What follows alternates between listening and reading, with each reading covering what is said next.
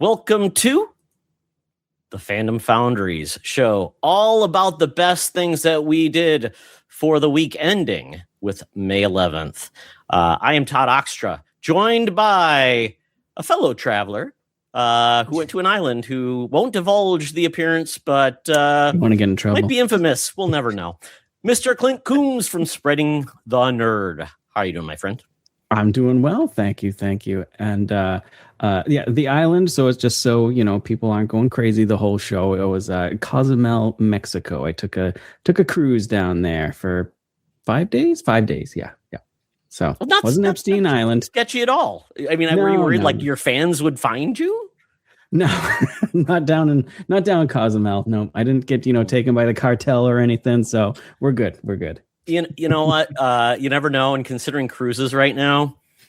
Yeah, I got back like 2 days before they did the hentai virus. No, that's not it. Hantavirus. Hantavirus. It's got a name. It's hentai virus from now on. Oh no, tentacles were involved. No. So yeah, I got back like 2 days before that was announced, and I was like, hantavirus, folks. Hantavirus. Yeah. But you know what? Clint might have dealt with the hentai virus, and we'll know. Yeah. You never know. We'll never know. Well, here we are. We're going live. It's a Monday. We're having fun. We have some adventures to talk about. But before we do that, we're going to say thank you all for those who are joining us tonight on the chat. We got Butch showing up from Spreading the Nerd as well. And Butch says the best thing this week, the Flyers were eliminated from the NHL playoffs by the Carolina Hurricanes. You know what? It's kind of weird. I feel bad. I feel bad for Philly fans, because, they are a weird group. They've won a lot more, championships than they probably deserve because they're just horrible fans. And I'm going to get yelled at because there's a few fans out there, including Matthew Keel. And I think Brandon, the Winter Gamer, is as well. But, Butch, I get you. Minnesota Wild are still in. The Minnesota Timberwolves are still in. So we are all about it. Oh, yeah. I got to be quiet. And then we also have the Frost, which are the women's NHL team for the Minnesota, are also in. So it's great. So let's see what else we got here. We got Nissa. She's lurking. She's on her way home. Yes, please drive safe, Nissa. Don't, comment on YouTube if you're driving. And then Butch, once again, I think we all knew something was up with this trip. So I believe all the Spreading the Nerd money going into a investment plan for an island so you guys can divert Patreon funds eventually, I guess is the plan. Yeah. Siphon the taxes off something, all that good stuff. Yep. And lastly, yes, nobody should ever feel bad for Philly fans, and totally agree because at this point, they, I believe, had a jail in Veterans Stadium to house rowdy Philly fans. I believe they threw batteries at Santa Claus, maybe. Jesus. And there's just a lot of bad things, bad stuff. So yeah. And there we go. Yeah, Butch. Yeah, Boston Fleet must be the female team in Boston. They had a rough year as well. And then, of course, Minnesota, Carolina. I'll take it. Minnesota has not had a men's championship team in, I believe, since 1991 when the Twins won. So it's been dry. It's been dry. The Vikings have never won. The Minnesota Stars, which were the North Stars and then became the Wild, never won anything. The Timberwolves never won anything. And the Vikings, of course, do I even need to talk about there? So we go. It's a draw. But our links have been amazing. And so there we go. And then the Frost won the title last year. So there we go. Yeah. And Baldwin Selfire. Yeah. Huge Ikers. I totally agree. So thank you all for being in the chat.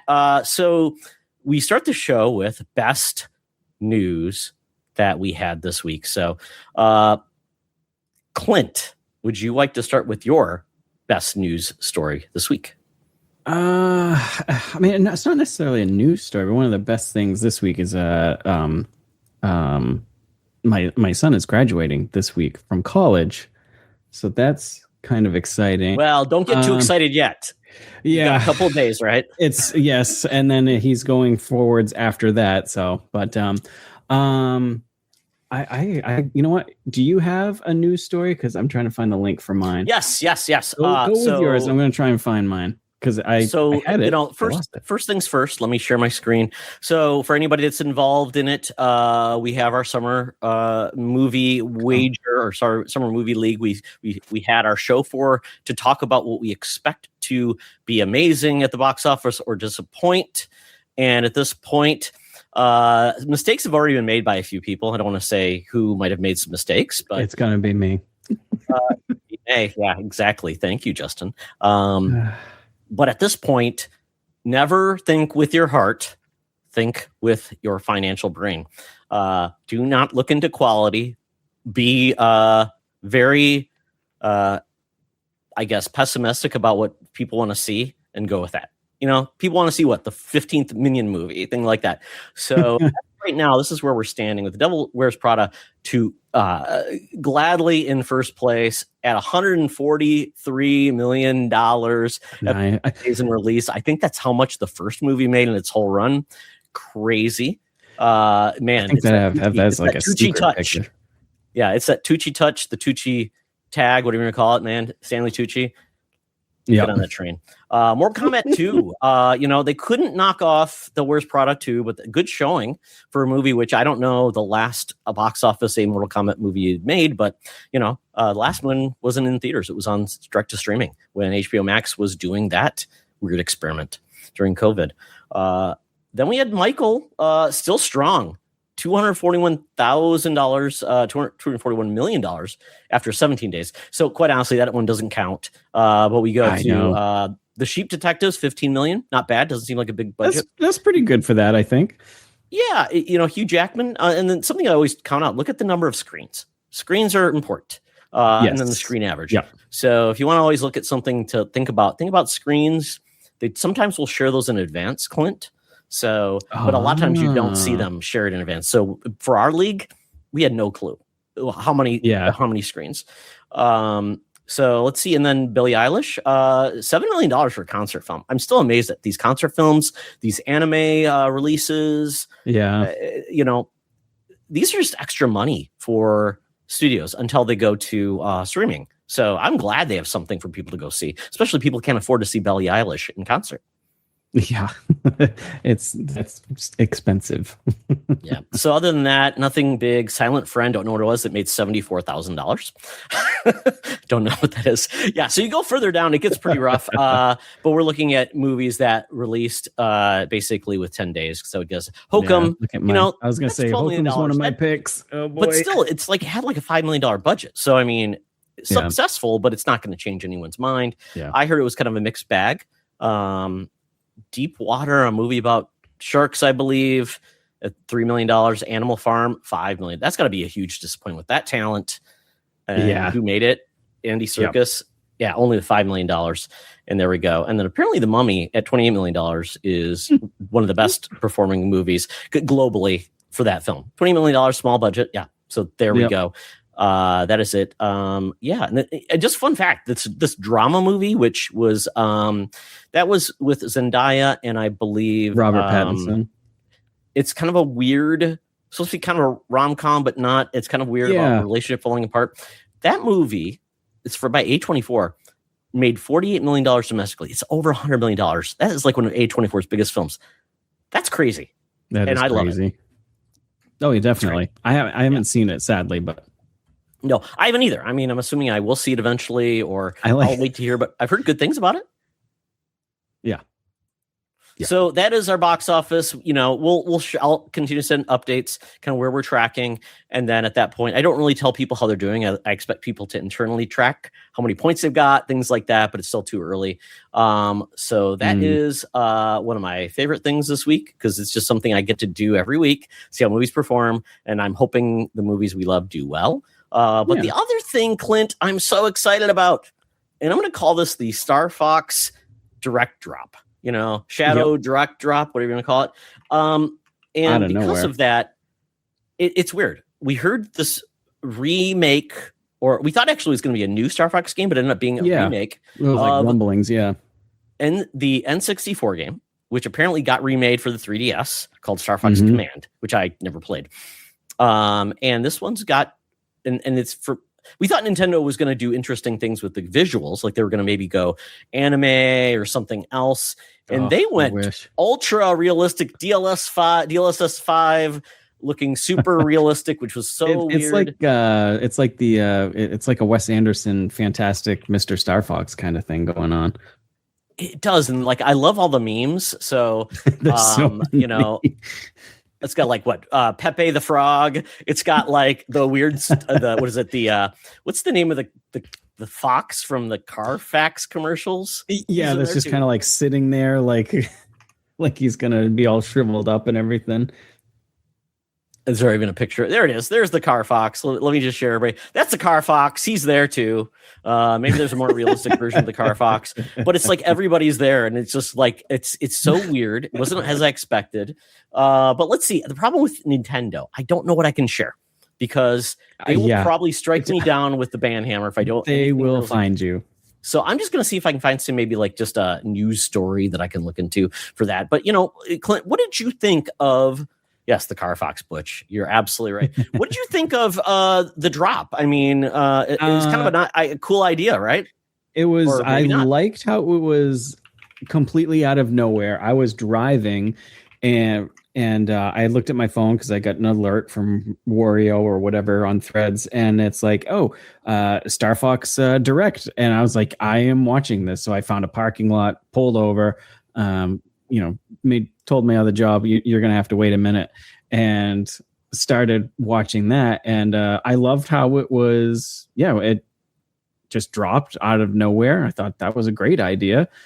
I kind of wish it was a new Star Fox, but maybe it'll lead into something more. Maybe this is just kind of like a test for them to test the waters and see how people really do want another Star Fox, and get the check on the graphics, see how it runs, and just get ideas. Maybe it kind of sucks that it's a remake. This is actually the third now, because there was the 3DS one, and I think there was one on the Wii, but it was more like an on-rails shooter for the Wii, but it was still the same game, I think. How does the original? I have no clue how the original Star Fox on the SNES. And then we got the unreleased Star Fox 2 that we could only get on like the NES, was it Super NES Portable or whatever, which was weird. That. Yeah. And so let's see. Does it even say here? So it seems like, okay, here we go. Here's the history. Game previously received a 3DS remake in 2011, Star Fox 64 3D. Then there was Star Fox Zero. Then for the Wii U, it was, let's see. Does it have any other history here? Okay. Star Fox 64 in 1997.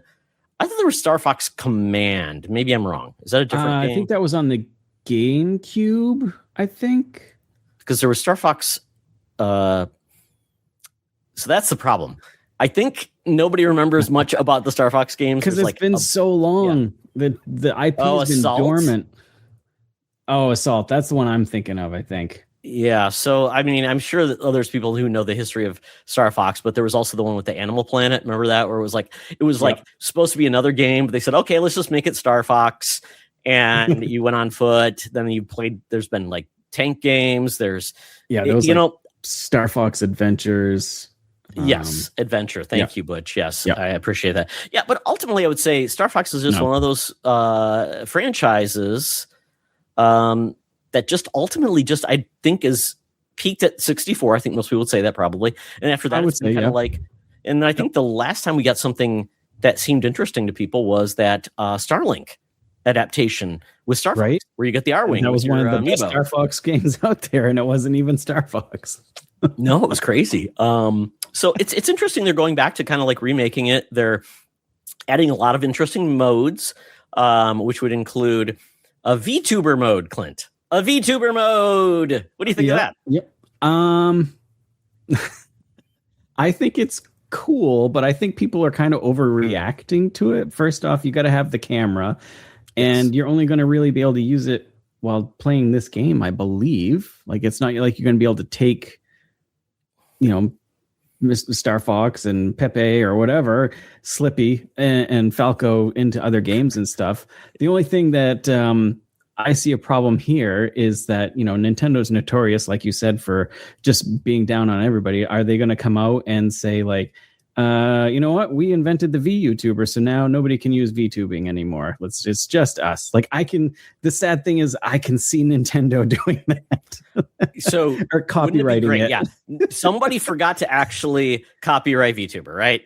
So Nintendo's on it, or they'll say, we had a copyright for that back in the day, and we did it because it was a way to capture people because we used wasn't there a way to like capture people's faces for like Perfect Dark? Or was it another game? I remember on the 360 they had you capture your face and put your in-game model into that never worked, but into like Rainbow Six. I think Ghost Recon was. So maybe they didn't, but what do they have? I mean, I'm trying to think of other ways. They said or the Wii U. Well, there's a camera in the Wii U, so it probably captured your face. So you signed up for it back in the Wii U. Where it's in the fine print. Yeah, I agree. Yeah, there's going to be Baldwin. You're absolutely right. There's probably some Nintendo like capturing Pokemon with animals. I think they finally threw out that lawsuit. And Rainbow Six. So many interesting, concepts here. But it is kind of fun, and I would actually like them to do it with more things. Just kind of like I think use like icons and things. Let's just say any game now you can pick any character to VTube as. That would Mario. Be great, especially for like the Mario Party games and stuff like that. I think it would, I think it would be great for that. I think it's a fun little add-on. Some people are thinking it's the next best thing since, sliced bread, but it's hit or miss for me. But I think it's a nice little add-on feature for sure. Yeah, it's one of those. It doesn't hurt. Yeah, it's one of those things with Nintendo, right? Every time they bring out a system, there's always like these niche little things. That it's going to be the biggest thing in the world. It's going to be HD Rumble, or it's going to be this or that, the IR camera in the Joy-Con. Then it's going to be this time. It's like the mouse mode and the chat button, the C button. We didn't know what it was. It's the chat button. God, and I use it so often. Actually, I know I completely forgot, but I do have a little. I completely forgot about it the other day. I have a 720p Logitech camera over there that works with it. Okay. I think the thing that people most remember about the Nintendo camera for this one was they were so excited for that Piranha Plant camera, the Piranha one, then broadcast in 480p. So 480p. What did they have left over? Game Boy, GBI. What is it? DS Lite I or whatever. DSi. That's so cameras crazy. left over. I don't know what they were thinking. It's a nice little set piece to have, I guess. Yeah, although Game Boy printer. Oh man, the Game Boy printer. God. Yeah. Love it. Yeah, I would say yes. Nintendo and Apple are a lot alike. They typically are not first movers, but they often will improve things. But sometimes they are first movers, and sometimes it goes horribly wrong. Hello, Apple Pippin. We salute you. But moving on, and I did see a Labo for sale at a video game store. So I don't even want to get on Labo because I'll go on a tangent for hours. Okay, we don't need to. That's okay. We know that's what. Well, I could break out my Virtual Boy. That's the piece of cardboard that probably is leftover Labo from that cardboard factory they bought. Yeah. Well, moving on. So this is some of the features: campaign mode, main story, batching paths. It's going to be where basically you probably get more replay value. We get a challenge mode, new tasks cleared on top of already completed levels not available in campaign. A battle mode, online 4v4. This is what's going to be fun. Star Fox versus Star Wolf. And this is going to be really you playing with your buddies, putting on your weird faces, having fun. This could be a lot of fun. And then apparently it supports like that game share function where one player can bring in 4 friends. Yeah. Yep. So I'll take it. That's cool. Yeah. And there's also a co-op mode, which I didn't realize. It's one player acting as pilot and a second as gunner. Yeah, with the whole like mouse thing, so you can use just like one controller. If you got little kids, that could be fun. I know they enjoy that. Now, adults, that might be fun because you're going to yell at each other a lot. Yeah. One thing I don't see on there that they're talking about too is I thought didn't they announce that there's like a prequel mission? Yeah, there's there. A prologue mode. Yes, with Papa Fox, which is his name. I'm James interested McCloud in that. or something like that. Yeah. I am interested in that. His name is James, but he named his son Fox. That would be like, I'm Clint, but I'm naming my child Human. Coombs. Yeah, he's like, I should have been Fox, but my son will be instead.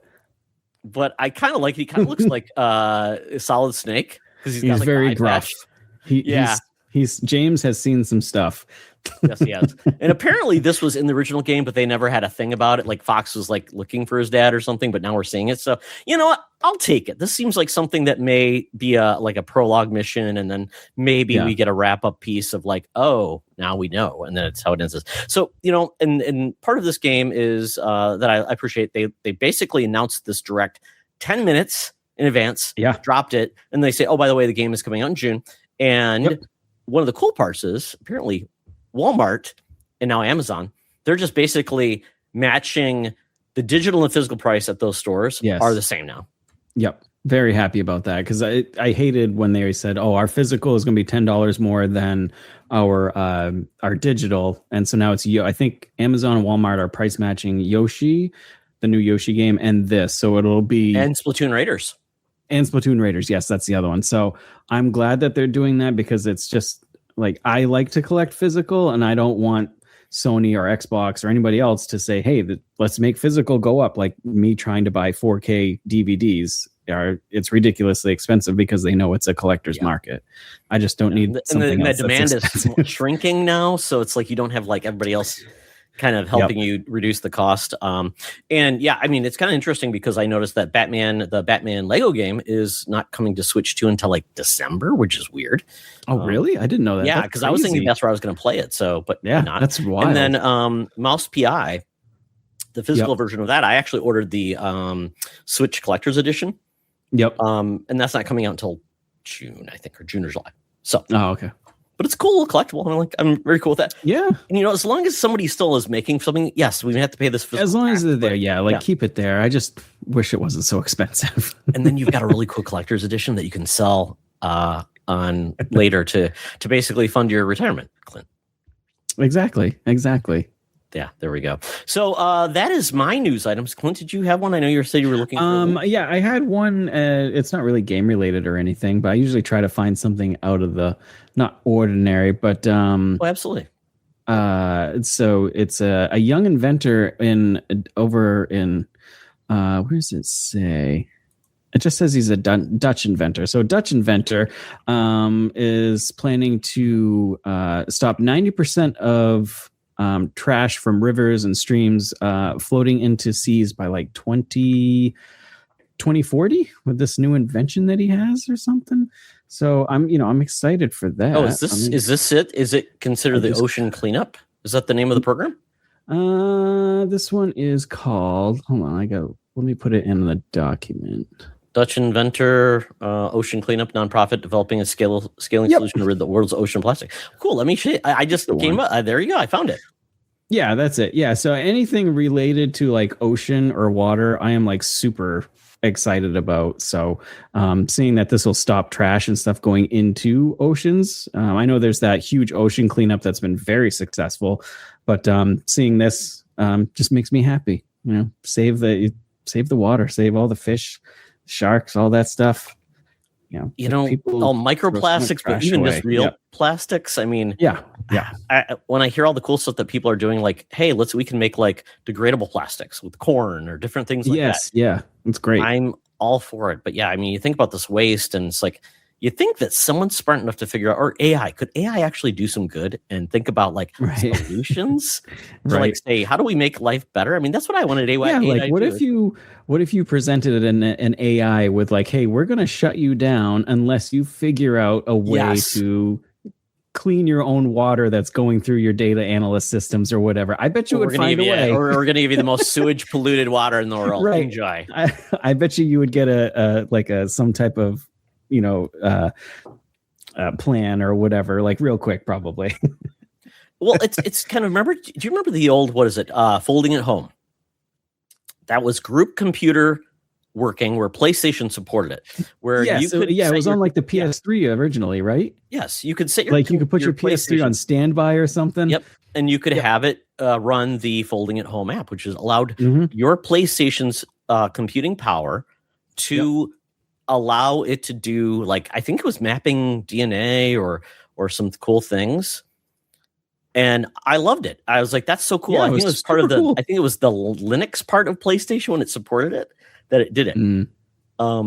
So yeah, I'm thinking like, why can't AI do like all these complex things for scientists that would take so much manpower to say, just do that like crunching of data, even to solve like viruses to say, hey, groupthink all of the documentation that's out there across the world, crunch that and tell us, how we could track a virus or something like that, even its transmission, right? Yep. Fantastic. So, Need to do it. It it's just better feels than like me we making lost... terrible memes with AI. So. Well, that's the thing. We never wanted AI to actually do the things that we're supposed to be good at. Right. The creative, all these cool things. We wanted to do like fold my laundry and take out the trash and do all this crappy stuff I don't want to do. But you know what? Yeah, now it's just like, oh yeah, we're gonna steal your jobs. And then So never mind. I could go on all day about AI because I just earned a badge to do AI for the Harvard Business School, and I got a tag for it because my company said, "Hey, we're gonna do this." I'm like, okay, nice. Well, I'll do it for my own good purposes. So I hope there I can. Go. We'll see how it goes. Well, news. I didn't want to turn this into a negative news story. It is a positive news story, man. So I want more people to do awesome stuff, make the world a better place. And if they can make money doing it, God bless them, man. Yeah. I see windmills when I travel. Sometimes like we need more of those.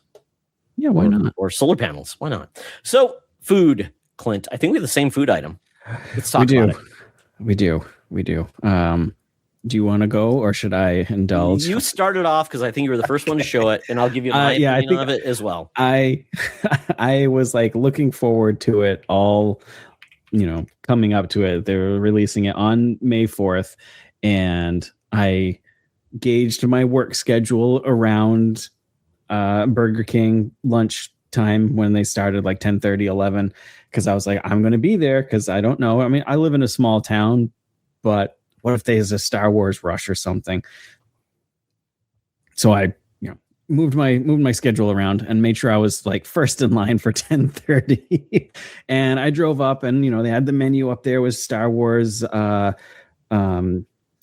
Grogu meal, the Mandalorian meal, and at first it just showed the two meals. It was the Mandalorian barbecue, and it was the Grogu chicken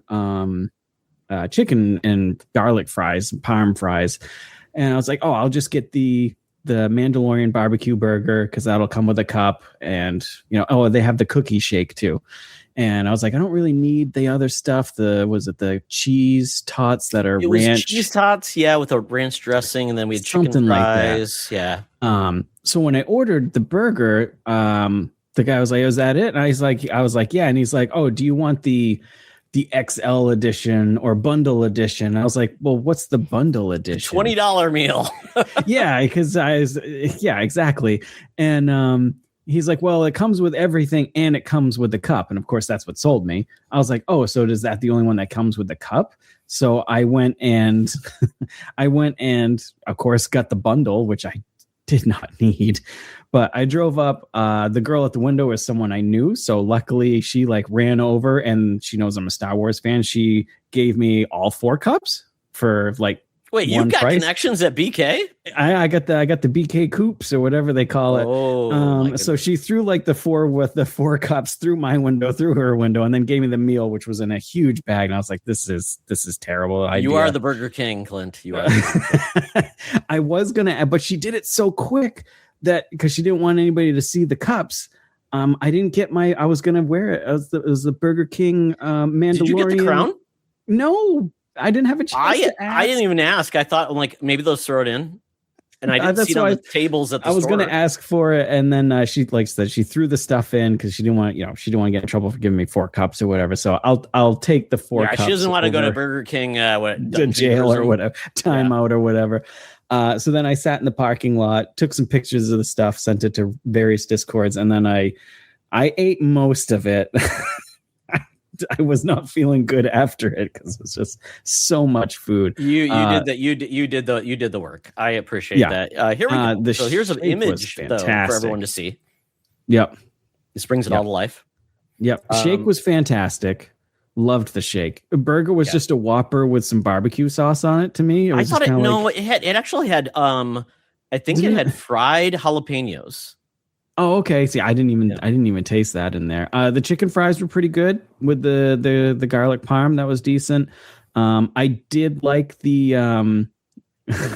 I did like uh the mac and cheese tots with the Well, they weren't ranch. even mac Those and are cheese. good. I did not like the They were tots. just like, I don't know, they were a good, but by the time I got to them, I was so full. I think I took 2 or 3 bites maybe. It was just, this is ridiculous. I wish I could have gotten just one of the small meals, but I wanted that cup. They had a kids meal, and like for a while, the first plate BK I went to, like it only looked like they had like a kids meal, which I have no clue what was in the kids meal. Yeah, but yeah, so I ate as much as I could, but yeah, I was very slow at work for the rest of the day. But the cups are pretty cool. I got like the red one here. I got a silver one, but you got all 4. I got all 4 of them, the silver, green one, red, and the blue. Yeah. Okay. So I got the black and silver, and you got the rest. And I liked it. Mine was I think focused on just Mandalorian.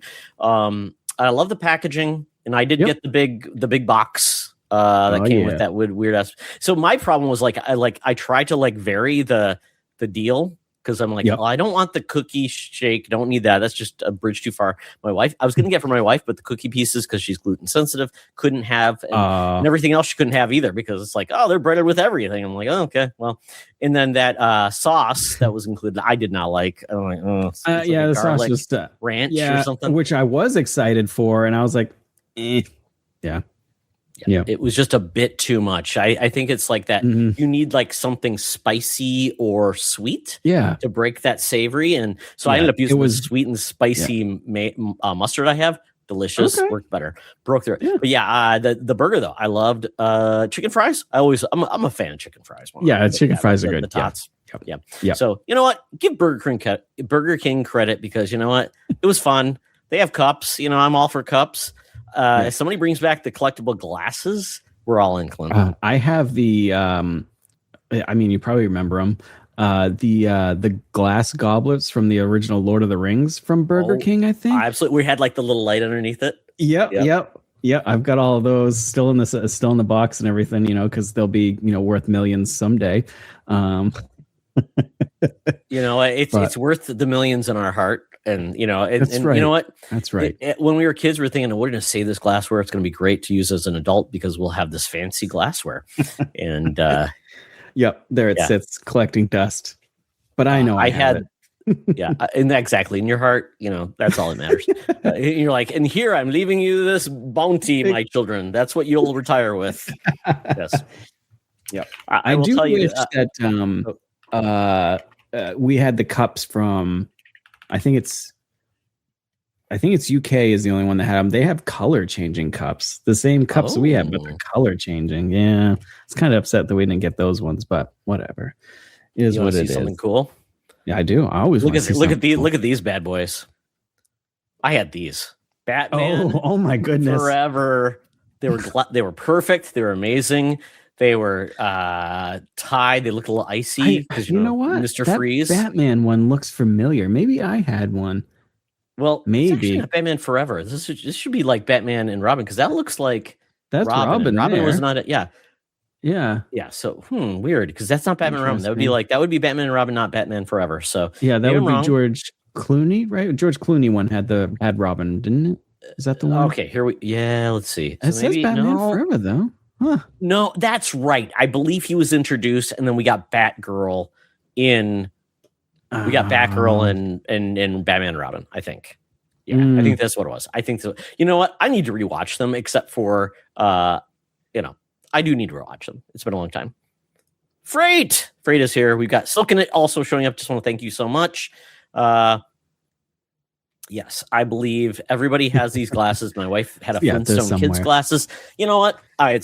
You know what? They are a hallmark, and you know what? Yeah, I run the restaurants. We're bringing them back. Yep, good memories. Exactly. All right. Yep. We're taking over. Commence. Yes. Everybody's here. The gang's all here. Well, thank you so much, guys. We talked about food. Now it's time to talk about what we watched.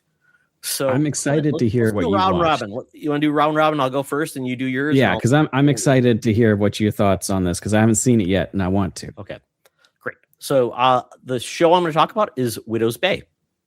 So the simple pitch of Widow's Bay, it's on Apple TV Plus, and I would say sometimes you can get deals when you add Apple TV Plus on Amazon. So it's one of my Amazon channels, which is nice. It's great. The show is fun. It got a lot of the talent from actually Parks and Rec, which is I find interesting. I did hear that, yeah. And the premise is essentially, it feels very Stephen King, where there's a small town that is trying to shake off, or the mayor of this town is trying to shake off the alleged curse by the townies. It's the middle of nowhere. It gets, well, it's not the middle of nowhere, but I think it's like Cape Cod area. It's trying to be like a cool northeast type of New England downtown. Martha's Vineyard type of thing. Right. But it's by the water, and they're trying to shake off curses. And the town folk are not helping much because the mayor wants to do this. He used to come there as a kid in the summers, and he's elected mayor unopposed. And he's really trying to raise the profile of this town. He thinks it's going to have like this, it could be eventually the next big thing. And the town folk are quirky, they're weird, and not very helpful. And it's all about this mayor who is trying to bring in this writer from New York Times to really give them a good review, to then get people to come. Along the way, though, you get some really freaky things that happen. Stephen Root, which we love from, you know him from many things, including he's the stapler guy from Office Space, and he's also been a bunch of different. Yeah. He's a great character actor. Well, he plays the lead loony townie. Nice, and he's great. Love him to pieces. He was in Man in the High Castle. Interesting. God, what a show. Let me see if I can pull up a real quick, trailer or whatever for it, because I think it's worth seeing. It's beautifully shot. It's very cool. I love the cast. It's so quirky though, because it has a sense of humor about itself, but also has some dread in it. So it kind of feels like Stephen King if he decided to make a comedy, which he ever has been. And I love the cast. It's very funny. I feel bad for the mayor, but he's also kind of a jerk. But he's got a lot of drama in his life. But it's essentially balancing. He's trying to do good for the town, his own personal issues, and the town is pushing back with a lot of drama and things. And I'm not sure where this is going, but it's great. I've watched the first 2 episodes, and man, it delivers quite a bit. And I'm just loving the way it looks, the way it plays out. And it's got some creepiness that I just love. So I want more of this. Apple TV Plus, man, they are quality over quantity, and they always deliver. Very rarely do they have a disappointment, but it's just got this creepiness about it, but it's also got a great sense of humor about itself. But it's not comedy, haha, laugh. It's kind of like you just think about, oh my God, what these people are doing. The cast is great. Everything's a little awkward at times, except for the mayor, and it feels like he's the only sane one, but they're not letting him be sane. So check out Widow's Bay. I believe they're on episode 3 just dropped. Nice. I do definitely want to see that. Did you spoil it, Butch? He is the Man in the High Castle. I never watched it. You're done. I definitely want to see it. I'll never watch it again. That's okay. I had so good. The most famous. What's the most? Okay, question for everybody. What's the most famous thing you ever had that's been spoiled to you? And did you really care, or did you still watch it? Yep. I don't. Usually, I'm really good with avoiding spoilers and everything. It's out there, and everybody in here knows. I had Han Solo's death spoiled for me, and did my mom spoil it for you because she did that at the movie I went to? No, I was actually watching. I was on like Reddit, and people were everywhere like, "Don't click on anything because it's going to be giving away stuff." And someone had hidden in like a bunch of pictures that you scroll through. That was funny pictures that was telling a story, and all of a sudden there it was, and I was so mad. It's like, I love Star Wars, so to have that be spoiled for me was just I was not happy. That was when the worst were thing you ever. seeing the movie? Like 2 days after I saw it. So I only had like it was I think I found it on Friday night or something, and I went to see it on Sunday. I was so upset. I was so Yeah. upset. It's crazy. That's kind of sad that it happens. Mine was it was House of Cards, and I was watching What the a first great season, show. I think, and it was spoiled. The one main character who Kevin Spacey pushed in front of the subway. Yep. Someone spoiled it for me. I was even not even looking for it, and like, damn it, was that Kate Mara who was killed? That's such a good series. I know, I loved it so much. I'm like, but you know what? I've been spoiled, and I still enjoy. You still can enjoy it. Yeah. A plot point versus the way it's told to me is so different. Yeah. If it's spoiler, it just ruins it all because it's not. That's only good thing about it is the spoiler or the cameo. Then it's like, is that really that good anyways? Right. It's kind of like a post credit scene, right? I always look at is there a post credit scene? Yeah.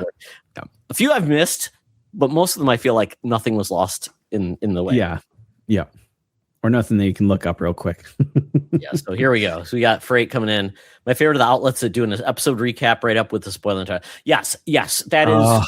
They should be banned, and then you should never have to like do everything to your social media. Just like ban like titles. So we used to be like really bad in Secret Friend Giant where we'd like tell everybody like you can't talk about anything. And I'm like, you know, it's not our job to patrol, but we do want to not offend people, so we're pretty good about trying to. But it's pretty bad. Pretty bad. Yeah. So we got another one. Butch says not a show movie, but I had a lot of major events of BioShock spoiled for me. Yeah, I mean that spoiler is kind of crazy, and it's pivotal to the game. God. Yeah. And it's so hard nowadays with social media, even just like Threads, TikTok, anything like that, because you're just scrolling and then all of a sudden it'll just be like, it's there right in front of your face. You can't it's not something that says spoiler ahead or so you can like flip past it. It's just people do it deliberately. So if it's something really important, like you can't go on social media like for 2 days in advance of what you're doing type of thing. It's crazy. This is a good point. Slugan says sometimes I legit need a bit of a small spoiler to get me into a game, book, or a movie. That's not bad. I'm a fan of like. I just say I'm kind of a wuss when it comes to horror films. Sometimes, sometimes I want to know what the thing is, even though I get it. It does make me feel a little bit like okay, that's worth it.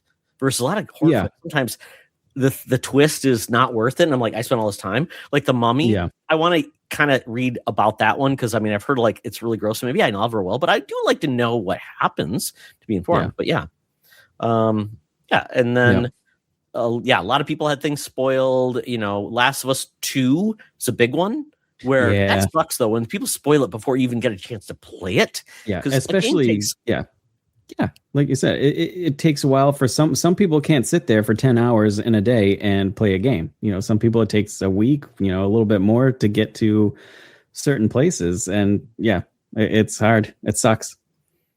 And then some people just get mad of like certain like anything is a spoiler. Like, oh, you can't do that. I'm like, oh, you told me that Mario is in a Mario game. I'm like, really? There's definitely people out there like that, sadly. Yeah, I mean, you kind of have to balance your expectations and then just stay off the internet because at this point. But I think everybody's group within within these discords or groups should be at least spoiler warning. There's tools to help people manage it. And then you know what? If worst case, make a separate channel to talk about like spoilers. And also make sure though that it's not seen by everybody because that's another thing. People don't know because they get like the things that pop up and I like, oh, please turn it off. Just randomly click on it. Yep. Apparently, Mango is a pulp. What is Mango all about? Mongo. What is Mongo? Mongo. It's a character in Dungeon Crawler Carl.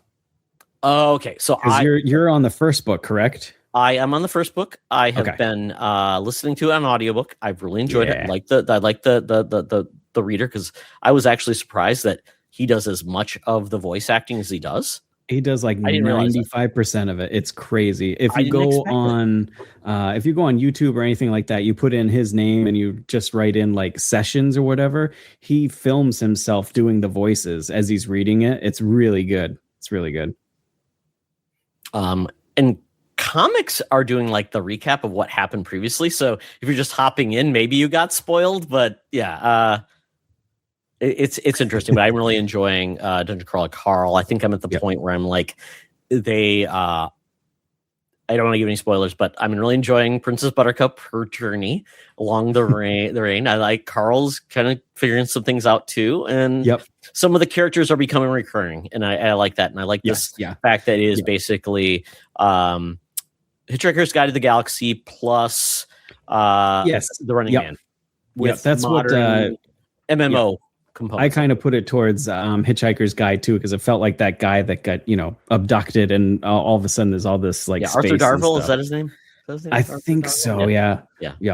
But and his voice work in the first one's good, but the second and going forward, you can tell he really gets comfortable with it, and that's when it really shines. Yeah. Because at first I'm like, I don't know if I loved the kind of the main character's like thing, because it kind of feels like we'll try hard, but I'm getting it now. He's getting comfortable, and I love like the comedy, and they do have a graphic novel coming out. I know you didn't get the free comic book day version, but the graphic novel's coming out, which I like. The style is like anime, which is or manga, which is kind of interesting. Stylized. So it's fun, and I'm like, oh, they covered that much in the first issue. Wow, man, books are long, man. And the first one's one of the shorter ones too. I think as you get towards the end, it's like the Harry Potters. They're smaller, and then they get really big towards later ones. So they realized they could get paid by the word, apparently. Yeah, exactly. There we go. And then Freight pre-ordered the graphic novel, and they are making a movie or TV series. TV series over. And I think I've even seen action figures coming out. I think action. Yeah, they've got like grab bag things. Those like little $5 grab bags. I've seen that. Yeah, it's getting really popular real fast.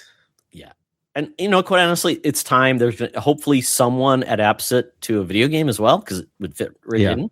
And let me just put it this way: give it to the people who did the. I guess it was Obsidian. They did the South Park RPG. Give it to Obsidian. That would be amazing. That would be a good fit. Good fit. Yep. Talk about a new IP that's amazing and really could bust through and just could be fun. I think Obsidian can handle it if they do that, or somebody else that handles comedy. I don't know. I think there's an opportunity there. So there we go. Perfect. Oh, Ellery, man, that's a name I haven't heard forever. Ellery, if you're listening, I hope you're doing well. I have messaged Ellery. I'm doing good. Chat at times. Yeah, that's great.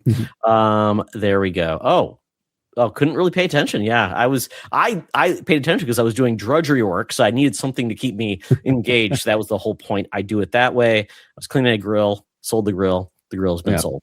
So my daughter, when she loves to read, but she can't focus if she's just reading, and if she has just the audio, she can't focus that way too. She'll start doing something else. So she has to have the book and the audio, and that's how she gets through it.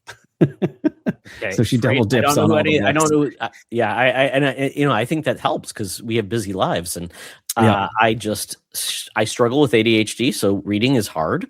Or I'm so tired at night, I start reading and I fall asleep. So whatever helps me absorb new stories, and I still have to think in my mind how it looks. Because it's just them reading what's on the page. Yes, I'm not reading the individual letters and putting it together and making my own voices. But you know what? It's one guy making voices, so it'd be like me. My voices would be the same that the guy's doing because I don't have alternate voices in my head. Maybe right? I do, exactly. Problem, right? Yeah, absolutely. So Fred, I don't know who Pony is. Please don't spoil anything for me. But Jason messaged me this. Anything he does, man, I loved him in Brooklyn Nine-Nine. Give me more of Jason. He's amazing. He's weird. He was also in The Good Place. Great. I love him. He's awesome in everything. So he's good. Bedtime is hard for me to read. If I want to read, I should probably do it like 6 p.m. before I eat. If I lay down and read, I'm out. Sitting up position in front of a big monitor, maybe. I don't know. We'll see where it goes. Good intentions reading. So we went on a tangent there. Clint, what did you watch? So theater wise, I finally went and saw Michael after like it had been out for a week and a half or something like that. So finally went and saw Michael. I'm a fan of Michael Jackson music and stuff. And this movie did a really good job incorporating just the aura of Michael Jackson and just amazing. he was, and the just the shows he puts on and stuff like that. I will say that the movie itself, it kind of like his father, they made him out to be a bad person, which he was. But they painted pretty much his entire family. Janet's not in this at all, so I'm guessing she didn't give her consent or whatever. Janet, I believe none of his children gave their consent. Yeah. So the brothers and stuff like that, the mother, they all like glazed that over as that they were really good people, and in real life they were not real good people either. Jermaine's all behind this. Apparently he was the brain trust behind this, saying it's going to be big and it's going to be huge. And he's absolutely right. It was huge because Michael has a huge fan following. Oh, it's massive. The guy who played Michael Jackson, Jafar, which I think is it's his nephew, was one of his brother's sons. I thought Jermaine's son. I think so. I think it is. Yeah. Amazing. Antoine Fuqua directed this. He's one of the most talented directors. Training Day director. I mean, crazy. Training Day is so good. But he did an amazing job portraying him. There was a couple scenes there where he looked exactly and talked and everything like Michael. There was a couple scenes that he did his actually own singing that he did really well with. Okay. The songs and concerts that they had in there were really good. And it ended because it doesn't cover his whole life. It ends in... Was it when Bad starts, or they're making Yes, Bad, it's like 88 or something like that. Okay. I think it stops. So they planned on making it a trilogy, and if the first one made enough money, the trilogy, the third part. I don't. Yeah, I know. I was like, how are you doing that? Oh my god! But if it had made enough money, and clearly it's making enough money, $577 million globally, surpasses Elvis as the second highest grossing biopic. Is the biggest biopic? Is that like the Freddie Mercury movie? No, it's actually Oppenheimer. I think they consider Oppenheimer a biopic. I'm thinking more musical. I think that's that's what I thought too. And then when they were comparing it, I was like, oh yeah, I guess yeah. So I think it's compared to that one. There's less singing in Oppenheimer. A little bit less singing. Although the Oppenheimer the musical. Let's do it. One thing that was annoying in Michael, though, I will say, is like clearly it was a big budget movie and stuff, but they had his monkey or ape Bubbles in it, and it's a computer generated monkey, which is fine. You couldn't get the ape from what was it? What was it? The movie that Jordan Peele made. Primate? No. Nope. Remember Nope? Nope. Yes. Bring him in. Yeah, like something. But it was a CGI ape, and usually those can be good. I mean, look at Planet of the Apes, but this one was so terribly done. It's so awful looking and so clearly CGI. It's like, I wish you wouldn't even have put it in there. But oh my god! But overall, if you're what's the name of his place called? Fantasia? Neverland. That's right. Neverland. Yep. Yeah. So if you're even a remote fan of Michael, I would say definitely give it a watch. It is really, really good. I love biopics. I love musical biopics. They're one of my favorite things. I love all of the mockumentaries. Like I Spinal Tap, I need to finally watch, and I need to watch the next one. So I haven't done that. But what was it? Don't Stop Stopping, the pop movie with the Lonely Island guys. That's great. Yeah. The Dewey the Dewey Walk Hard, the Dewey Cox Walk Hard. Movie. Yeah. I love those. They're so good. Yep. But yeah, I will probably see this at home whenever it comes out. I don't know who made it. I don't think it's. Yeah, I don't think it's a maybe. I've heard in IMAX it's good because of not just because of how it looks, but more it sounds. Like I hear you feel like you're in a concert the way it sounds. Sure. But other than that, I don't think you're missing anything. Well, Clint, if you know anything about me, I don't skimp on the sound system that I have downstairs, which is a Vizio sound bar, only the finest. Todd. That's right. It'll feel like you're right there with Michael. Exactly. And I'll hear bubbles in the background saying, "I would like to be saved for Michael." Yeah. So we'll see how this goes. But yes, I love that. The first album I ever bought with my hard-earned money as a young child was Thriller.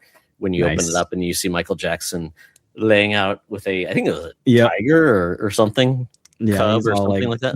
Glammed up. The photos all like glammed and everything. Yeah. So wonderful. So wonderful. Yeah, absolutely. Yep. Yeah. I was a huge Michael fan. Absolutely. Definitely. For myself, I saw Mortal Kombat 2.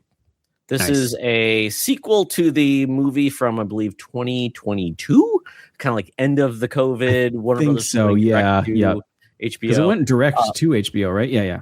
Correct. And this is the movie. That was the movie where it looked cool, but then they decided to say, "Oh, let's make the main character not a character for Mortal Kombat, so you can feel like you're in the character." I think you got the PS5 game up there.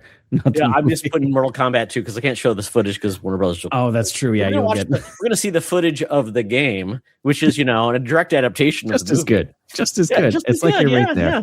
There we go. See, there we go. Main characters, Goro was defeated, Shang Tsung defeated, and then that's where I think this is the first movie where it was the big Shao Kahn was finally introduced as the big bad. So there we go. It's a direct adaptation. I mean, everybody read the screenplay. They're excited. There's Shao Kahn. It's great. We get some really cool characters. You know what? This movie, there's Shao Kahn. He's awesome. Was so much fun. It was a guilty pleasure. They knew what they were doing this time. They amped up the cheesiness factor. They brought in Carl Urban as Johnny Cage to make him like the guy that you could relate to. He is fully playing like the Claude Van Damme, Steven Seagal, washed up 90s movie star. Love it. So much fun. You get right into it. There's no like big prelude. You're in or you're not. And man, I loved it. It was so great. Nice. It was so much fun. Over the top, F-bombs dropping. Holy cow.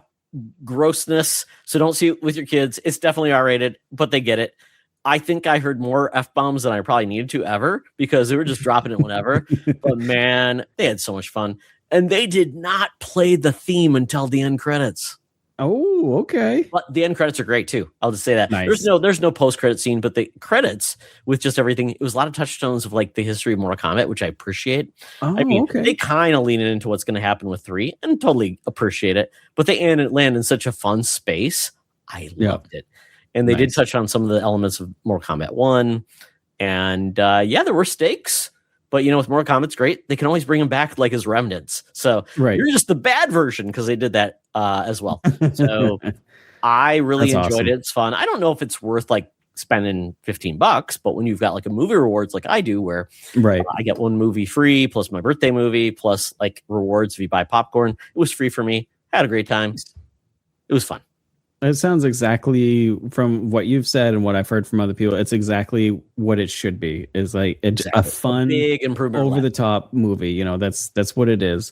And from the trailer of Street Fighter coming out, it looks like Street Fighter is going to be that way too, which is how it should be. So we'll see. Yeah. I mean, Street Fighter's doing like the total like just it's goofy and weird, which I love. Yeah. Like Guile looks like Guile. I mean, everybody's going in, and this one's like, it's going to be a little bit like edgelord, but it's still like knows what it is. And sometimes you're exactly. You can't do that, but why not? Have fun. There was a Mortal Kombat cartoon in the 80s or 90s, I think. So there's been a lot of bad Mortal Kombat. So you know what? It knows what it is. And I think that's important. Ed Boon was in this movie too. So he was great. He played a bartender. So there you go. Okay. Lots of fun moments. A lot of Urban. I love Carl Urban. So yes. Carl Urban, man, he looks so good in this movie too. I'm like, man, he's just got the memo. He's having fun. And I love the cast and they're great. Fun fact, Kano in this movie, he was in the first movie. I don't know if this is a spoiler because he's on all the things. If you've watched the show St. Dennis, great show, comedy on NBC. It's about a hospital. It's very comedic. It's very fun, kind of like Scrubs, but a little bit goofier. There's a doctor who plays this surgeon. He's like all on himself. He's like he knows everything. He's just goofy. He just thinks he's the best thing since sliced bread. He also plays Kano in this movie with a full-on Australian accent. So either he's got a real Australian accent and he's just using it for Kano, or he doesn't, and he's got a full-on Australian accent for Kano.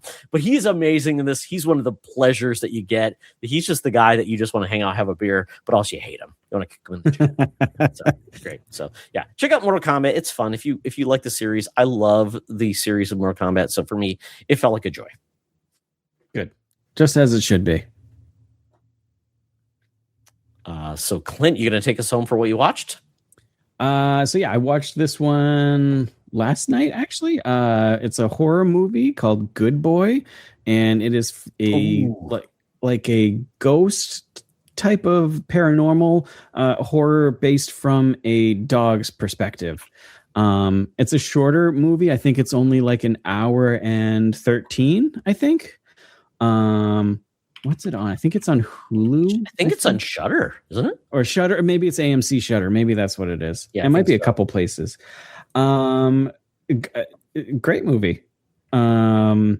It was kind of cool because it reminded me while I was watching it, not because of horror, but it reminded me of the Muppets or the Muppets cartoon, because you saw the humans but never saw their heads. Like Nanny. Yeah. You know? Yeah.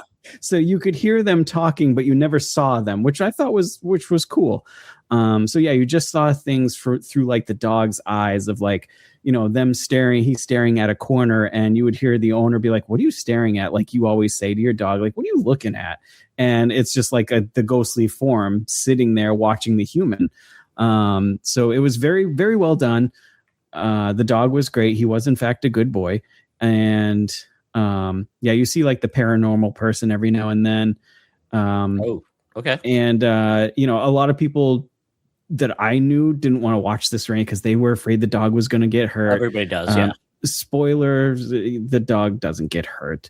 Might go through a little PTSD stuff, maybe, but the dog doesn't get hurt. But there are a couple times where I definitely jumped. They did a really good job with trying to portray a story through the dog's eye and having the not audio, the voice work and stuff of acting and talking just kind of in the background that you kind of had to pick up while watching it. Yeah, it was good. I liked it. Pretty good. That's amazing. It's a movie I've wanted to watch. I think Shudder's one of the best. Shudder's great. Right now, I think Amazon has it or somebody has it. You can get Shudder or you can get AMC Plus for a year for like $30. AMC Plus, Shudder's included with AMC Plus. So get it.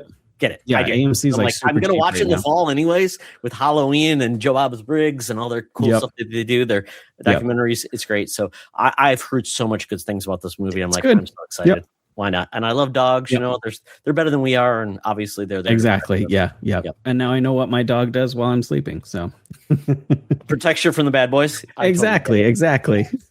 Absolutely. So let's go on really quick. We're going to run through this because we could go on forever, Clint. But you know, we could. We'll hit on quick. So, what do you want to hit? Let me do this really quick. This is just a very quick hit. So I'm a big fan of middle-aged dad jams. This is music, books, and hobby.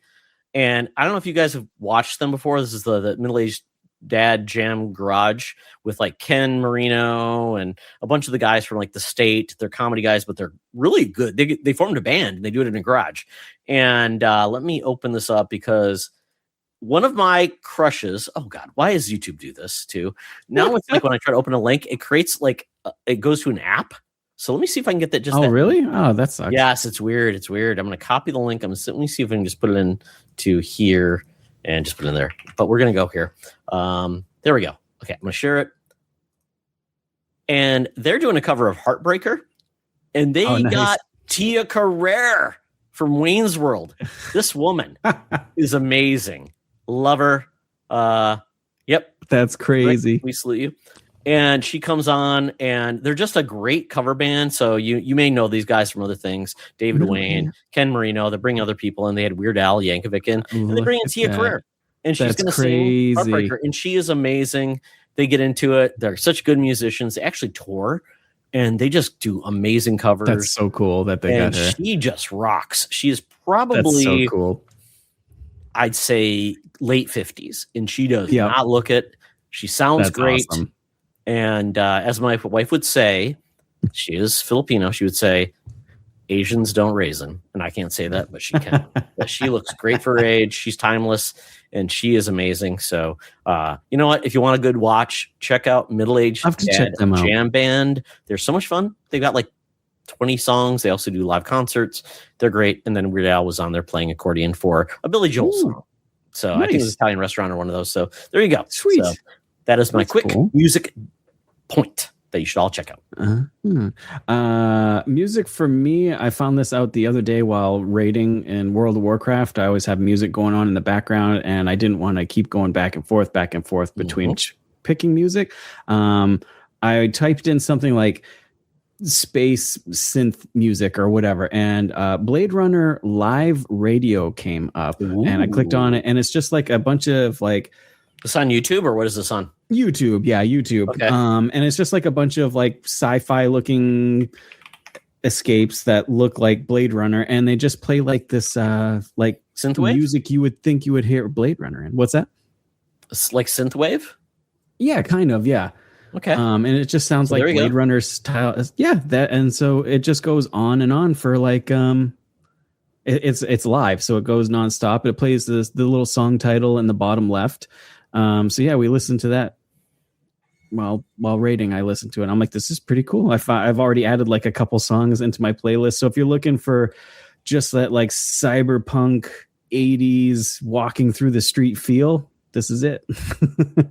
I love it. This lo-fi vibe. We've got these channels now where I love it. Then, like my wife has it for lo-fi something where it's like a little girl or a woman like that's anime, like doing some things, doing things in the background. Or whatever. Yep. So good. So good. Yeah, I love it. Yeah. And I talked about a couple weeks ago, I saw or maybe it was last week, I saw the Midnight, and Midnight is one of my favorite bands now. Even though I'm like, I just finally saw them in concert. They are an amazing synthwave band that makes you feel like you're stuck in an 80s movie, like the best parts of the 80s movie. It's so good. Check it out. Was it what they called Just the Midnight? Just the Midnight. And they use visuals when you see them in concert. That looks very like just amazing, and it just brings you back to like, I'm living in an arcade, kind of like my background here. That's what they would kind of like give you vibes of. It's great. I love them pieces, and they do some really amazing stuff. And I loved seeing him in concert. It was amazing. Really loved it to pieces. So there you go. So yeah, I do not know of Kavinsky. So I will look that up. So thank you. I always look for any recommendations. So I've got a vinyl player. I've got my CD player. I'm trying to do more of like more analog music that does not allow me to have to watch something, and I can just listen and watch or work. So Kavinsky, I'll find out. Have you watched Drive with Ryan Gosling? Yes. So Kavinsky, a lot of the songs in that were done by him, just sung by like other people and stuff. So if you liked, Night Call and Drive, he also did a few other like songs. So if you like the Drive soundtrack, you'll like Kavinsky. That's it's a movie I've never seen. I want to, and I was always told like, oh, it's Ryan Gosling is intense and not. Oh, you've never seen Drive? I've never seen it. Todd, is that going on my list too? Yeah, it has to. Oh my God. Here we go. This is even better. So here we go. This is the Midnight, just a background. You can watch the mix of the Midnight. They're a LA band. They love the world of LA, and they love neon and the world of just that world. I'm gonna have to definitely check these guys out. So there you go. I definitely recommend it, and their concert's amazing. And a podcast I always listen to, they talked about this band so much that I finally decided, I'm like, they're coming to town. I'm going to see them. And look at this. It's even Drive in the background. Wow, there it crazy. Is. I know that because I know the jacket Ryan Gosling wears. Yep. So there you go. It's on my pile of shame, along with like The Good Guys, and there's a bunch of others. So guys, just remind me to watch, and I will. It's not because I don't want to. It's just because I get distracted. Just time. I need to focus and everything else.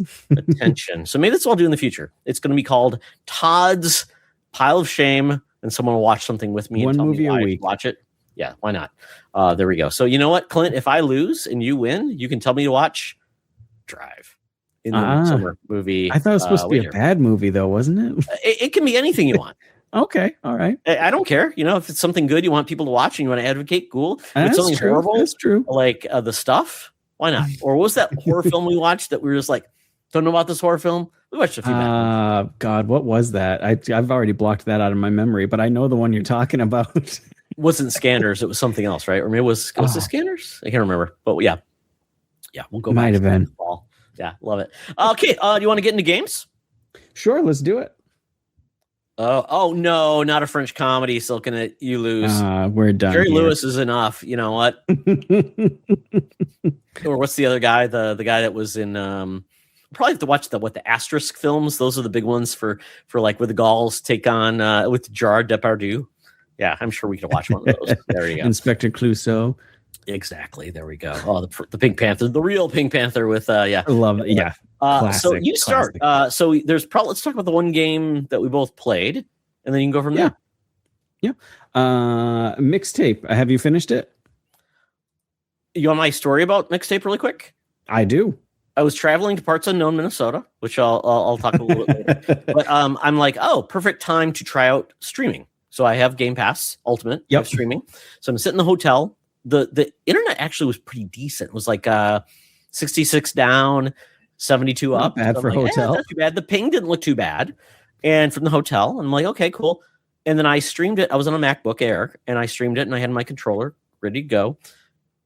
And it was painful. And this is just not a game that's high. And it was just like the audio was stripped, or there was no dialogue. It was just a horrible experience. I'm like, this is bad. This is exactly what I want when I have the opportunity to do it, and it fails me. Right. Because I started playing this game, and I'm like, I'm all in. I love it, what it's doing. This game has been one of my most anticipated games. And let me bring up a trailer for it. But I mean, quite honestly, I'm all in, but once again, I just felt like it was a subpar experience for streaming at what I thought were ideal conditions on a laptop, which I'm like, hey, it should be good.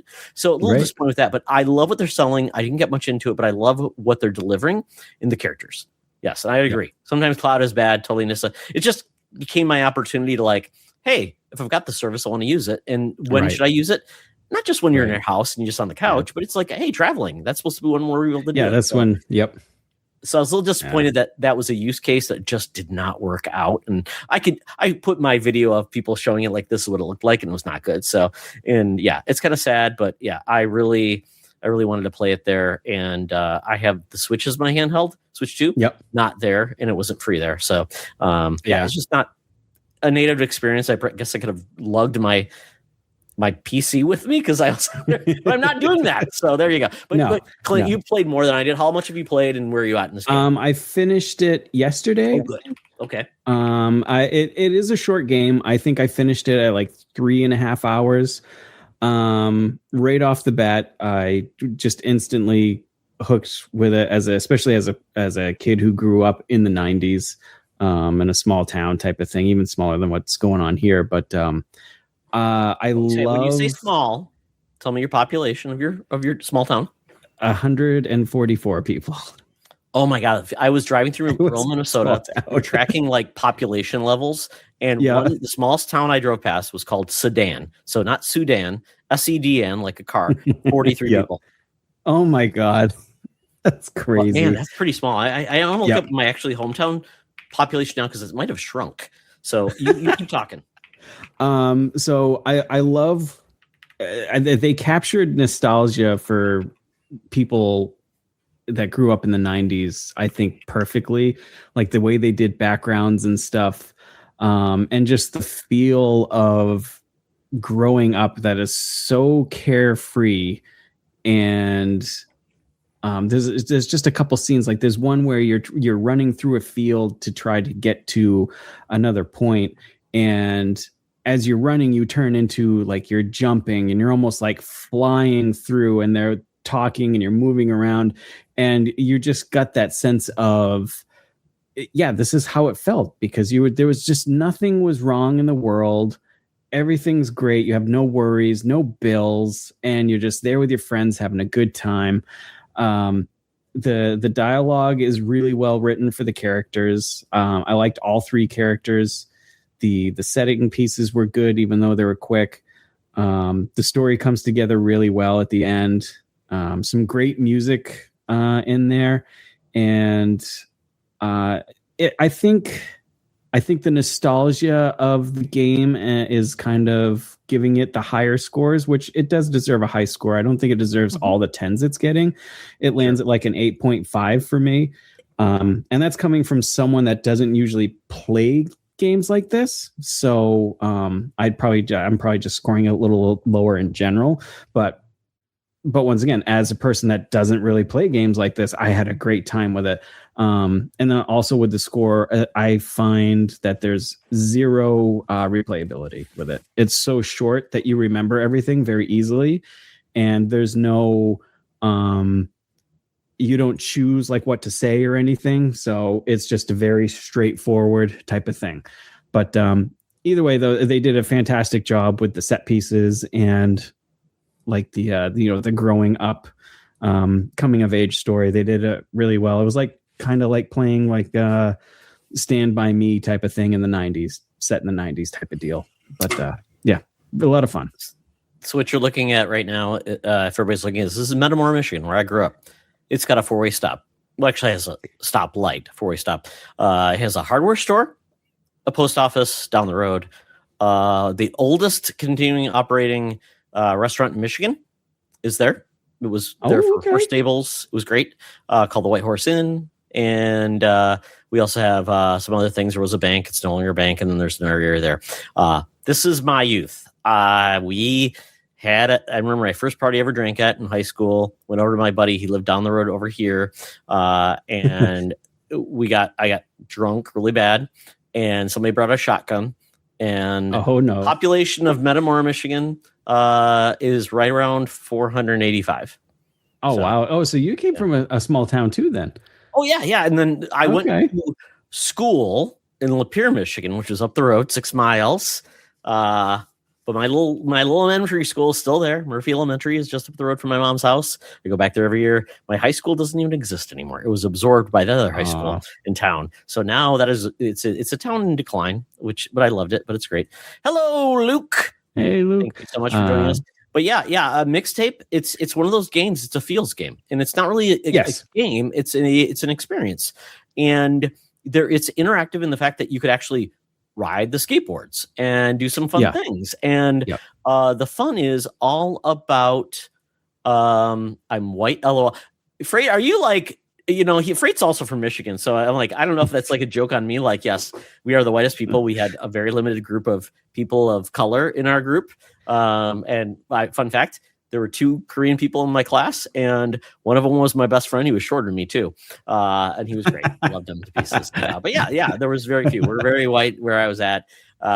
Same. Illinois. But I mean, I love the feel of this game. The soundtrack's great. Opens with that Dio track, which I know of, but it wasn't like for me, it wasn't a thing, but Silverchair's in this. And you see like the student who's going to be like into the, music things, and she's like developing everything. So I love the use of the technology and the polish. It's great. And it's a small experience. So I get it. It's not going to be a gamer's game. It is an interactive experience. It's not life or death, right? You're not like, oh, I will remember that thing you did and people die because of zombies. It's really about a moment in time. Very few people, a lot of people can, I guess, relate to of a certain age. And maybe some people, it feels like that's an age I wanted to live in. Like, I remember Dazed and Confused. Remember that movie? Set in the 70s. I didn't grow up in the 70s. And I'm like, that looked like a cool town to live. But that was obviously a idealistic view of the times. Right. I mean, some people never did drugs or did alcohol. Apparently in this game, there's some of that just, if you didn't do it, you didn't get it. I didn't do any drugs at all. No, I didn't either. But they did portray that whole thing. Is it just, how people talked in high school about going to parties and stuff? Like you knew what was going on, and they portrayed it just very. And some people very are the kids that never got invited to those parties. Some people did. Some people were just hanging out with their friends, watching from the drama club and band stuff, like me, who watched a lot of Monty Python. And that's okay too. Nothing wrong with that. Or watching X-Files on a Friday or whatever else was on that we just got to feel cool. Renting some manga from the local video store. Totally get it. Yeah. So, but it's a feels game. I mean, it totally is. And I'm glad it is. Yeah. because there's movies, but movies can't do this stuff and feel in a certain way like you're part of the experience. Yes. Where I feel like in this game, I feel like you're part of it too with the skateboarding part. It was fun. I enjoyed it. And when it like rewound if you screwed up, which is fun. Yeah. Good feels, man. Good feels. Yeah. So from there, really quick, I'll talk about Invincible Versus. I have it on PS5. Got it from GameFly. My good friends at GameFly. Man, I want to interview anyone behind GameFly because I'm like the biggest GameFly fan in the world. I would love to work with them. Just talk about the fact that they have made my life better with games. I play more games. But Invincible Versus is just a very cool, fun fighting game. It's a 3 versus 3.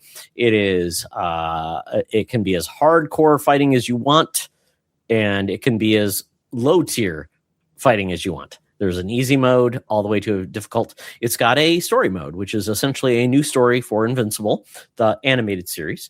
The voice actors are mostly there, I would say, but the roster is pretty cool. And I'm learning it as I go, but I'm just primarily doing it for the story, as I do with most of my fighting games, because I'm not a hardcore guy. I don't play on people online because I'm going to get destroyed. But I'm enjoying it. I'm learning the modes and just having a great time. It's just great to be in that world of Invincible and do more. I wish there was other ways of experiencing Invincible beyond just a fighting game, which would be kind of fun. But I know that's maybe a limitation, but I love it. So, I love that. Yeah, talking about who could buy me booze, who could do this, who's got the hookup. Yeah, shifty dealings, and finding that one person in your little town. Man, I could talk about small town.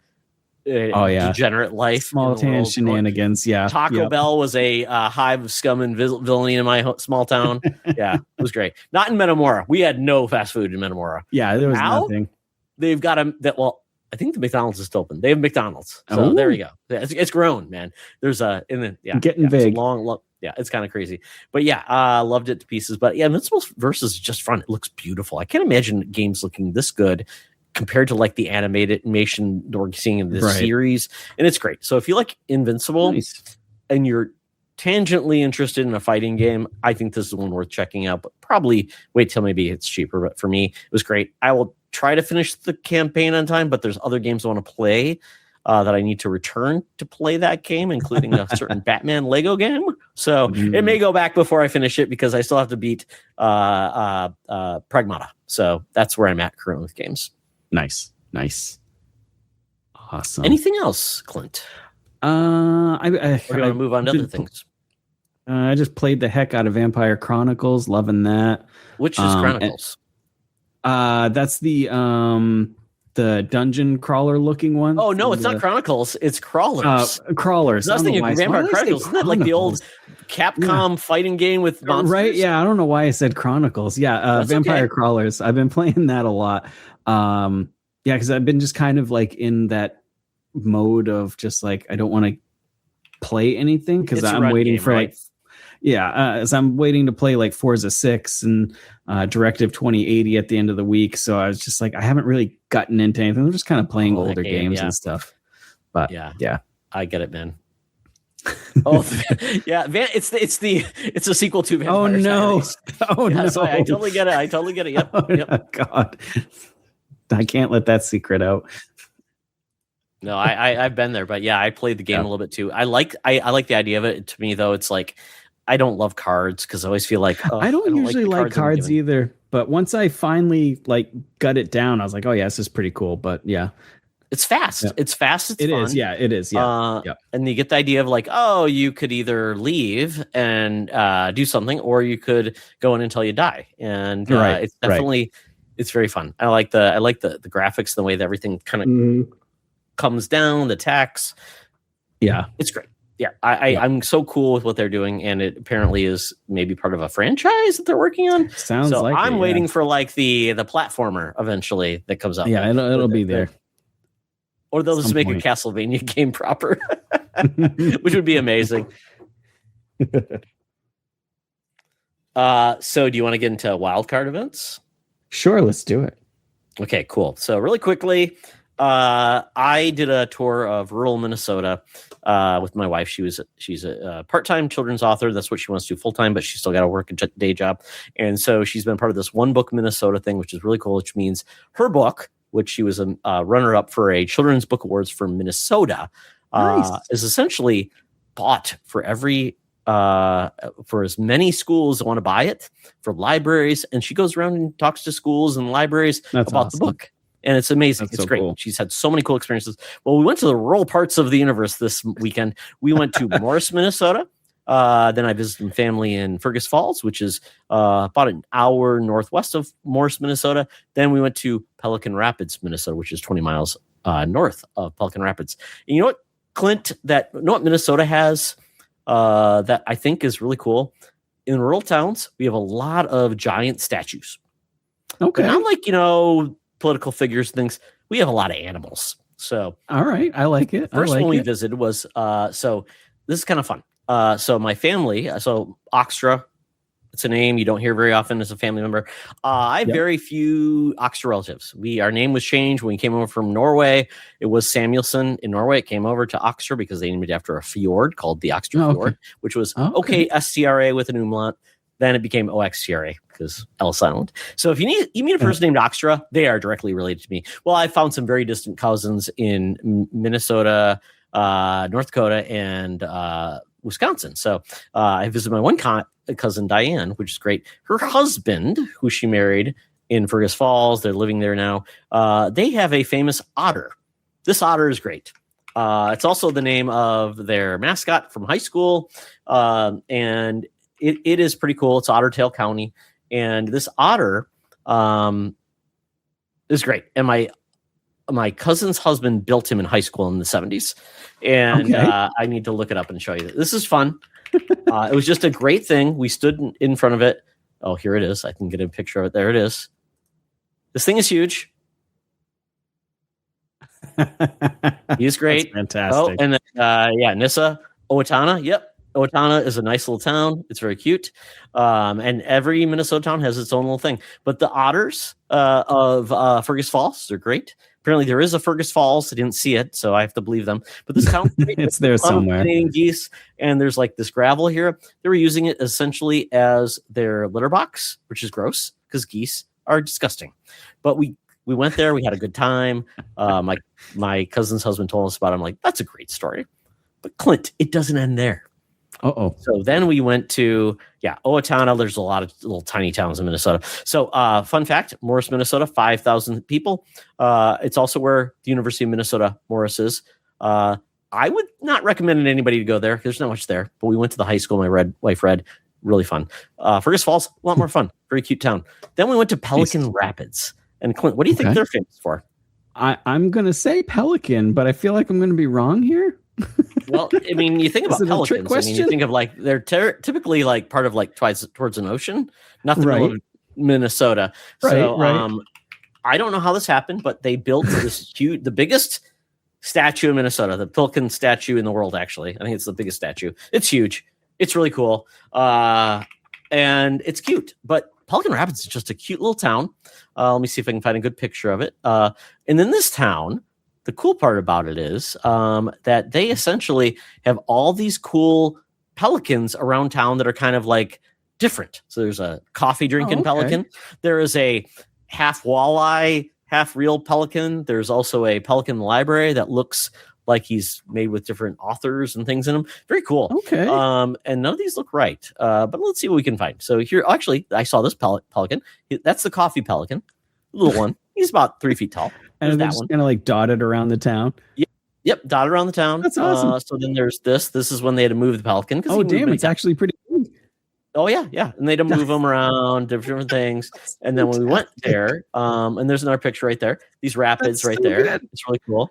But because things changed, but yeah, it's really cool to see a town, and that's the pelican that's kind of like a hybrid fish. Okay, yeah. It's pretty awesome. And then they also said do stuff like that. Yeah, I mean, it's just very fun. It's just kitschy. It's Minnesota, but the town is so cute. It's very fun. A great coffee shop, and people are just loving life. Lots of murals, and it's all about rural life. Sometimes people joke about rural life, and we were there, and it's just a great little town. So you know what? Visit your rural towns, see what's there in the world. Because you know what? Yeah. It's just fun. because that's Rural part of towns the are the best. heartland of America. I drove so many miles where I saw nothing.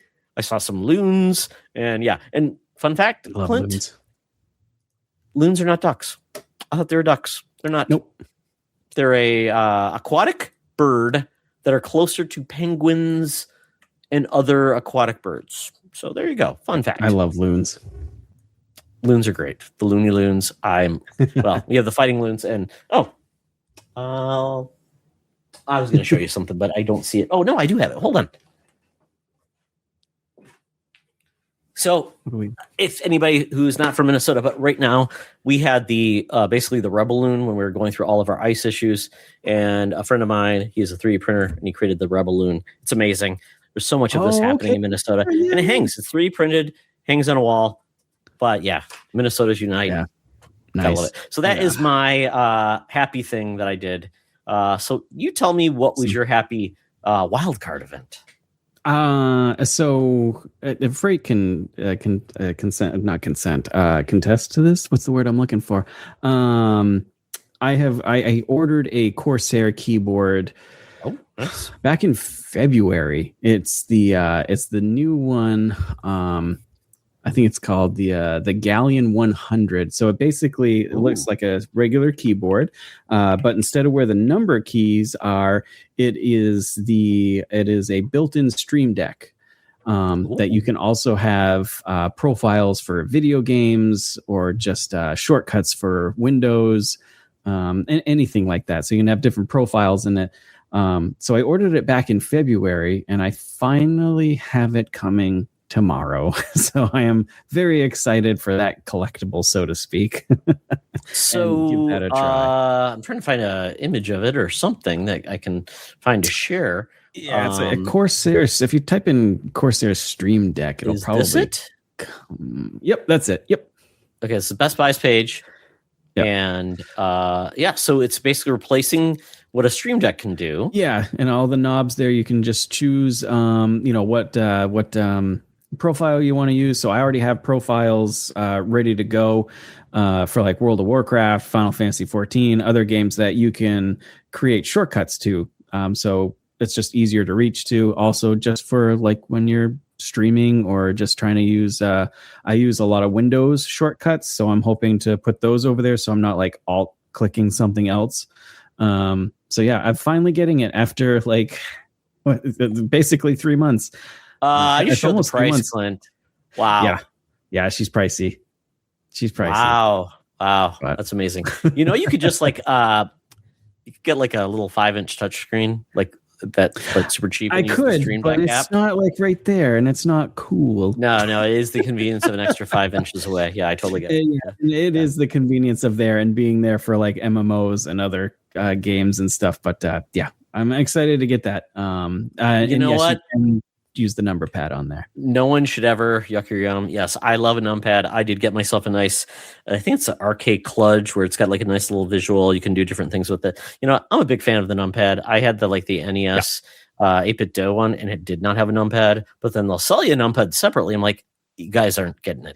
Numpad. Yeah. For life. I don't, I have a lot of friends that use the mini keyboards and they swear by them, but I'm like, no, I gotta have something there. I gotta have something. Wait, who's got a Xenon Edge? That thing is ridiculous. Does someone have it? I have it. I have what? It you have that too, Clint? Man, I've got it hooked up right next to my monitor here, and gives you still need a keyboard with this. Oh my god! This one just gives me my PC readouts and like a GIF of Final Fantasy, the weather, some news. It's all right there. You know what? I'm all for you, man. You celebrate yourself. You work for a living. You're a real man. Right. You say, I'm a man. Work hard, play hard. You know what? I'm all for that. If you look at the crap I buy, it's like, why did I do that? You know what? Because I needed it. I needed it. I don't have to explain it. I'm an adult. You're not my parents. You can tell me what to do. Yep. I can say anything, I'll tell them, you're right. Clint's right. You guys are finally at an age that I can afford things for briefly. So Freight and anybody else who's Silicon, I'm sure you didn't do anything silly with your money. So please don't put yourself out there for haters. There we go.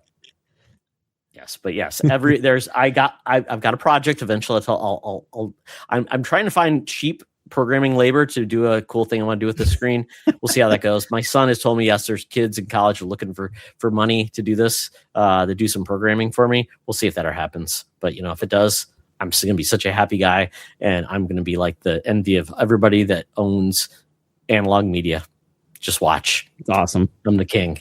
All right, let's move on to best things next week. So we've wrapped up what we did. So Clint, you know what do you want to tell me you're excited about next week? At the top, of course, is my son is graduating college this weekend. What's his alma mater? Sorry, what was that? I didn't hear. What's his alma mater? What's school? St. Lawrence up in New York, upstate New York. So he's graduating from there with a master's in like art and English. And then he's taking a gap year and he's creating a portfolio to move on to get his master's in art, to either try to be like a professor in drawing or something like that, or even in English teaching. So, but yeah, super excited for that. And also the guest speaker is was the past president of Marvel. So that should be cool. Oh, I saw that. Yeah, that's amazing to have the really cool speaker at your graduation. Yeah, so that apparently he graduated from there in like early 90s or something. So that'll be cool. And then we've got Forza 6, which I'm really excited about next week as well. I totally get it. I'm just not a guy into driving stuff. I tried. I'm like, sure, it's fun. I need like to be more arcadey. Like even like I need to shoot like even turtle shells. Even Mario Kart is a little too much. Like it's a little too much for me. I need like Crazy Taxi. Bring it back, Crazy Taxi. That's what I need. So I totally get it. It's very exciting. We're getting close to Memorial Day weekend, which is going to be a lot of fun. But the best thing this week, being a veteran myself, it's Military Appreciation Month. So I'm going to just give a little shout out to all our folks that are veterans and active duty service members. Share some love because the world's a crazy place. When you're military, you don't get to choose the orders you follow, but hopefully the orders you follow are legal. And where we're at, there's a lot of good love towards veterans and service members, but that could always change. And so if you do know someone in the service, give them a high five, say thank you, and ask them what they did, because they'd like to tell you their stories, because, a lot of us, did some cool stuff. And sometimes we did some stuff we don't love, but we love. Yeah, it's a great time. And I'm excited because at my work, I'm in charge of the Veterans Network Happy Hour. It's great. And we're bringing in two awesome pet charities that are related to veterans, those who will train your own dog for you to help you be a support dog and pay your bills for your dog to help you there. Another organization in southern Minnesota called Believe It, which I love it. They will get you a dog, train it, and then partner you up to help you manage if you're a vet that needs help. They'll help you. Whether it's as a physical disability or a mental health disability, or just help you to get back to normal life. Because being a veteran at times, that normal life is different for others. It's tough. So we're excited for that. I'm so excited to help veterans in need. I'm a veteran. My brother-in-law is a veteran. I've got tons of friends who, have seen some crappy stuff and seen some awesome stuff. So if you know anybody who is a veteran currently serving, thank them. And, let them know that you appreciate what they did, but also, ask them what they did.